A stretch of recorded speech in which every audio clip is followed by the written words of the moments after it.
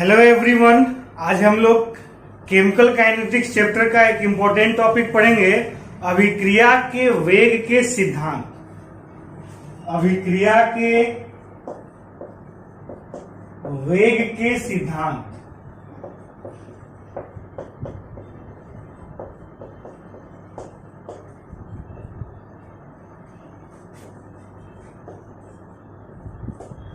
Theories of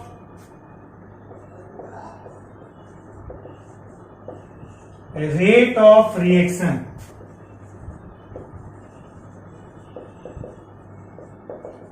तो अभिक्रिया के वेग के दो सिद्धांत हैं। पहला सिद्धांत है टक्कर सिद्धांत।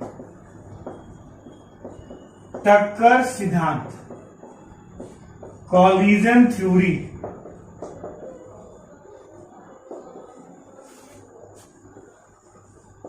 और दूसरा सिद्धांत है संक्रमण अवस्था सिद्धांत, ट्रांजिशन स्टेट थ्योरी।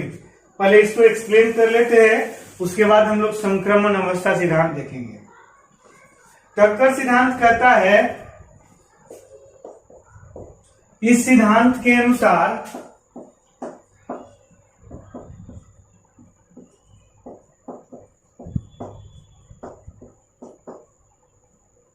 रासायनिक अभिक्रिया के दौरान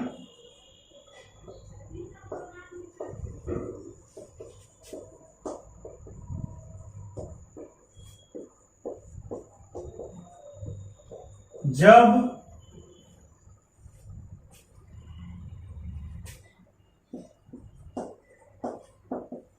अभिकारक के अणु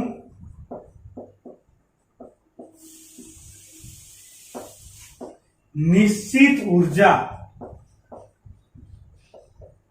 एवं उचित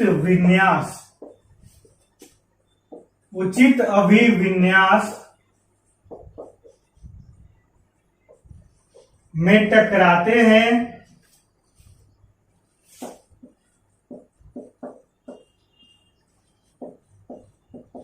तो उत्पाद के अणुओं का निर्माण होता है।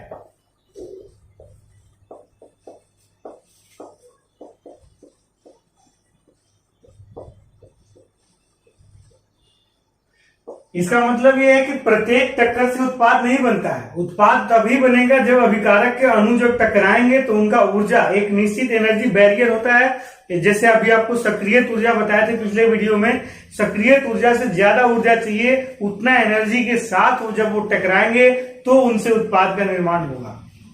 और दूसरा चीज है उनका विन्यास, वो सही जगह पे टकराना चाहिए, जहां पे बॉन्ड बनने का कैपेसिटी हो वहां पे टक्कर होना चाहिए तो उत्पाद बनेगा। जहां बॉन्ड बनने की कैपेसिटी नहीं है वहां पे टक्कर होगा तो उससे उत्पाद नहीं बनेगा। तो आप लिख सकते हैं, अर्थात प्रत्येक टक्कर से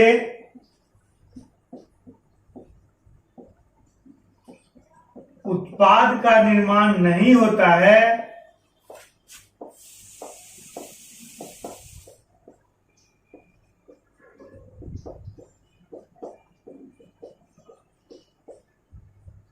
परंतु जब टक्कर निश्चित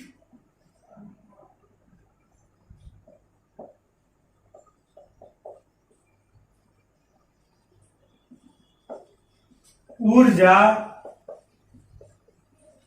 एवं उचित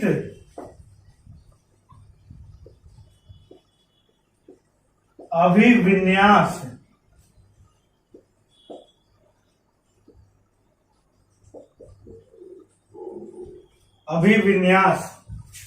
की स्थिति में होता है,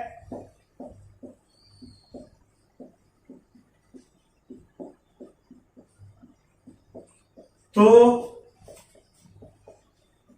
उत्पाद का निर्माण होता है।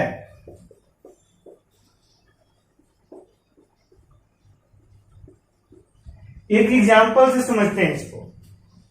जैसे मान लीजिए CH3Cl है, CH3Cl है और ये OH माइनस इसे टकराता है, KOH का OH माइनस इसे टकराता है। तो CH3Cl में जब OH माइनस बैक साइड से अटैक करेगा, OH माइनस पीछे से टकराएगा, तो क्या होगा देखिए, Cl पर पार्शियल निगेटिव चार्ज होता है और कार्बन पे पार्शियल पॉजिटिव चार्ज। Cl ज्यादा इलेक्ट्रोनेगेटिव होता है और कार्बन कम इलेक्ट्रोनेगेटिव होता है, तो इलेक्ट्रोनेगेटिव ज्यादा होने के चलते ये इलेक्ट्रॉन को अपनी ओर खींचता है, तो इस पर हल्का नेगेटिव चार्ज होता है और जिससे खींचता है उस पर हल्का पॉजिटिव चार्ज होता है।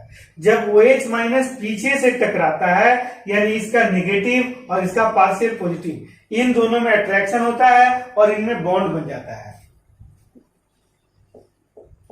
यानी CH3 और OH में बॉन्ड बन जाता है। लेकिन Cl जो है, जो पार्शियल निगेटिव था, वो इसमें से बाहर निकल जाता है। अब जब CH3Cl से OH माइनस पीछे से टकराया तो उत्पाद बना, सही विन्यास में टकराया तो उत्पाद बना। अगर यही आगे से टक्कर होता, मीन्स अगर ऐसे होता,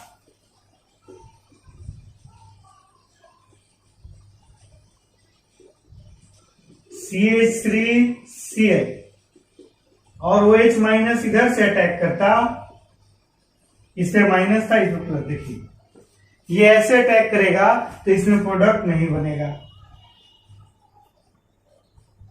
नो प्रोडक्ट।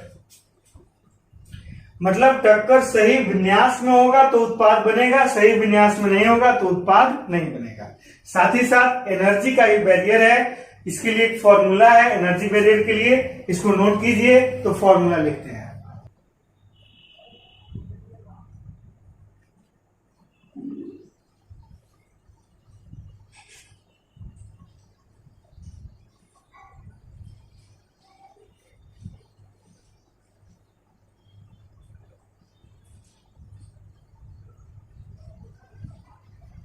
फॉर्मूला है K बराबर Z into E to the power minus A by R T. K तो है ही वेग स्थिरांक,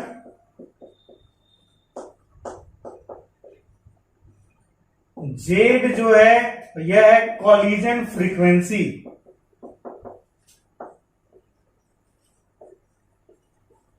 या टक्कर की तीव्रता।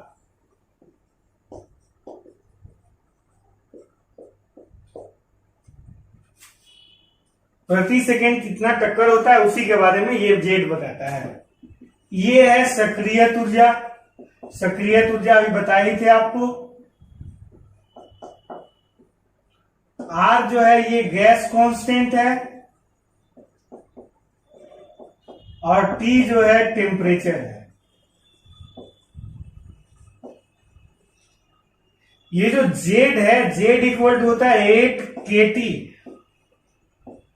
By pi mu to the power half into pi D square. जहां पे ये जो k है इसमें b लगा दिए इसलिए ताकि आपको समझ में आए कि रेट कांस्टेंट नहीं, ये अलग कांस्टेंट है, इसको बोलते हैं बोल्ट्जमैन कांस्टेंट। ये जो k है ये है बोल्ट्जमैन कांस्टेंट। T जो है टेम्परेचर है,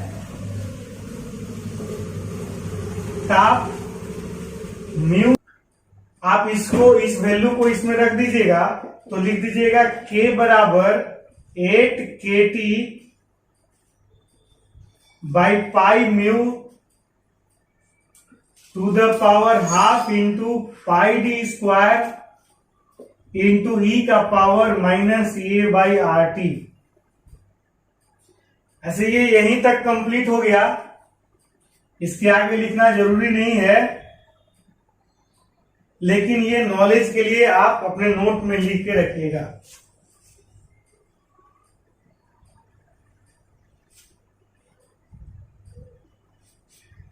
इसको भी नोट कर लीजिए।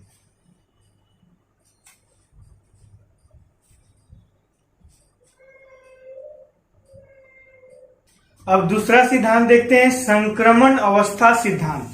संक्रमण अवस्था सिद्धांत क्या है?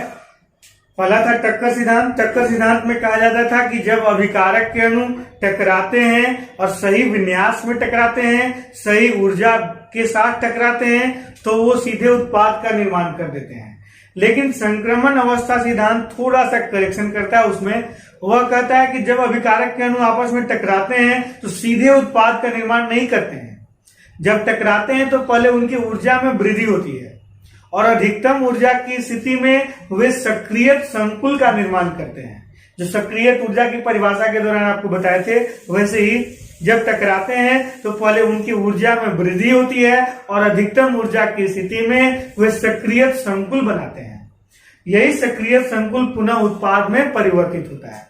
ऐसे समझिए, टक्कर सिद्धांत कहता था कि जब ए बी सी से टकराता है, बहुत अच्छे से समझ में आएगा अगर ध्यान देंगे तो। जब ए बी सी से टकराता है तो ए अलग हो जाता है और बी और सी में बॉन्ड बन जाता है। लेकिन टक्कर सिद्धांत ये कहता है, लेकिन संक्रमण अवस्था सिद्धांत कहता है कि जब ए बी सी से टकराता है तो पहले बी और सी में अट्रैक्शन होता है और ए और बी में फ्रैक्शन होता है, और बाद में ए अलग हो जाता है और बी और सी में बॉन्ड बन जाता है। मतलब इसमें थोड़ा सा संक्रमण अवस्था का एक अवस्था बढ़ जाता है, बाकी सब कुछ सेम रहता है। जैसे मान लीजिए जो अभी रिएक्शन हम लोग देखे थे, CH3Cl, जब OH माइनस इससे टकराया था, आपको याद होगा Cl पर पार्शियल नेगेटिव, हल्का नेगेटिव, और कार्बन पे पार्शियल पॉजिटिव, हल्का पॉजिटिव चार्ज होता है। जब OH माइनस कार्बन से टकराता है तो क्या होगा? कार्बन से इलेक्ट्रॉन खींचता है क्लोरीन। क्लोरीन ज्यादा विद्युत ऋणात्मक होता है, जो ज्यादा विद्युत ऋणात्मक होता है वो इलेक्ट्रॉन खींचता है। इसके खींचने की वजह से इसके पास इलेक्ट्रॉन का कमी हुआ है।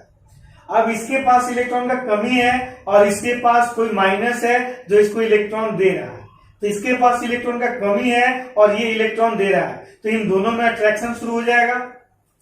मीन्स CH3 और OH में अट्रैक्शन शुरू हो जाएगा।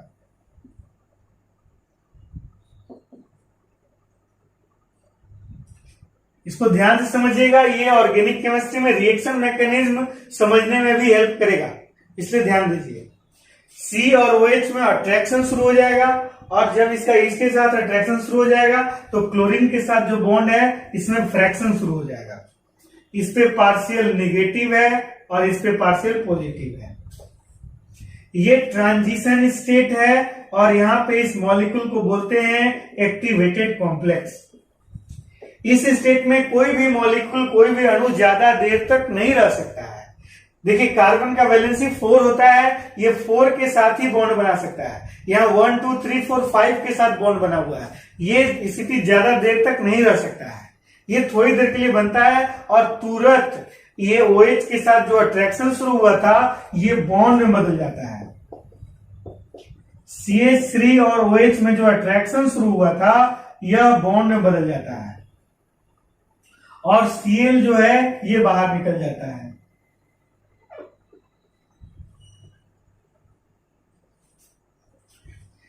तो इस तरह से जब अभिकारक के अणु आपस में टकराते हैं तो पहले संक्रमण अवस्था में, ट्रांजिशन स्टेट मतलब होता है संक्रमण अवस्था, संक्रमण अवस्था में सक्रिय संकुल का निर्माण करते हैं। ये जो बना है इसको बोलते हैं सक्रिय संकुल, और तब यह उत्पाद में बदलता है। यही है संक्रमण अवस्था सिद्धांत।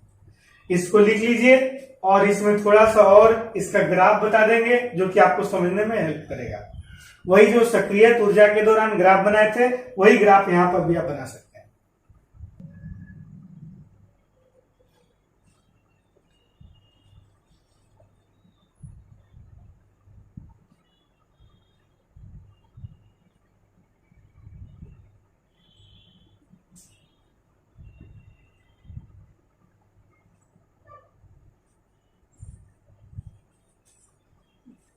अब देखिए, थोड़ा सा इसका ग्राफ हम लोग बनाते हैं। एक तरफ ले लेते हैं पोटेंशियल एनर्जी,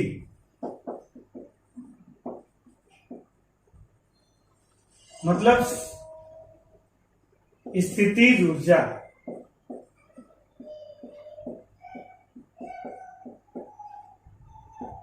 और एक तरफ रिएक्शन का प्रोग्रेस लेते हैं यानी अभिक्रिया ले लेते हैं। यहां पर अभिकारक के अणु टकराते हैं और ये अभिकारक की ऊर्जा है ER, एनर्जी ऑफ रिएक्टेंट, और ये इस तरह से टकराने के बाद उनकी ऊर्जा में वृद्धि होती है।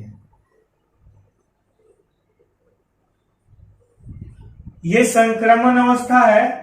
यहां पे इस अणु को या अभिकारक के अणु को सक्रियत संकुल कहते हैं, एक्टिवेटेड कॉम्प्लेक्स।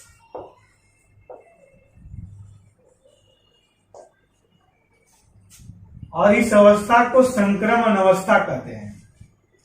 अब यह मॉलिक्यूल जो है धीरे धीरे उत्पाद में परिवर्तित हो जाता है, यानी यहां पे जो ऊर्जा है वो EP से दिखाएंगे हम लोग। P मतलब प्रोडक्ट, मतलब उत्पाद, यह है उत्पाद की ऊर्जा।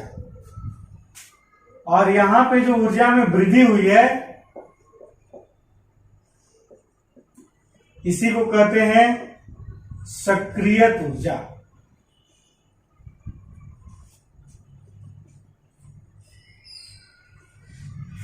इसको भी बना लीजिएगा।